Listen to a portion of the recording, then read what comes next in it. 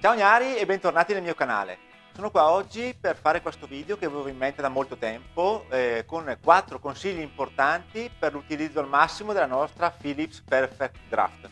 Quindi, siccome nel mondo della birra c'è solidarietà, io voglio che noi utilizziamo tutti la nostra Perfect al massimo delle sue potenzialità. Quindi eccoli qua, velocemente i miei 4 consigli. Consiglio numero 1, la manutenzione e la pulizia.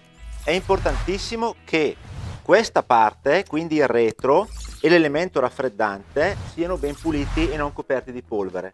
Io vi consiglio di fare questa operazione almeno una volta ogni 2 mesi e sicuramente questo gioverà al raffreddamento della nostra Perfect. Per fare questo abbiamo bisogno semplicemente di 2 stecchini e una bomboletta spray di quelle ad aria compressa.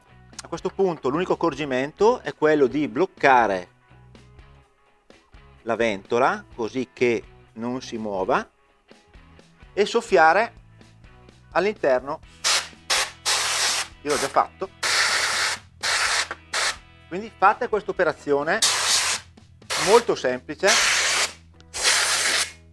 e vedrete che se l'elemento raffreddante resterà pulito, la nostra Perfect raffredderà molto più velocemente e manterrà la temperatura con meno sforzo. Quindi consiglio assolutamente da seguire. L'operazione di pulizia può essere effettuata anche smontando la scocca posteriore semplicemente con 4 viti, 1, 2, 3 e 4.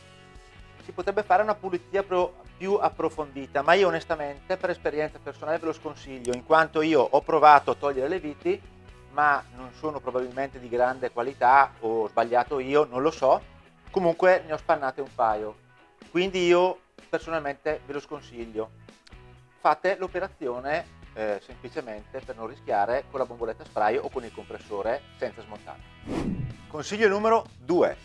Mi raccomando, quando sostituite il fusto fatelo con la macchina collegata alla corrente, perché diversamente avrete il problema che il contatore dei giorni e il contatore del riempimento del fusto non verrà aggiornato. Quindi mi raccomando, so che molti hanno l'abitudine di farlo a fusto a macchina spenta, ma il fusto va cambiato con la macchina in funzione, diversamente non si aggiornano il contatore dei giorni e il contalitri.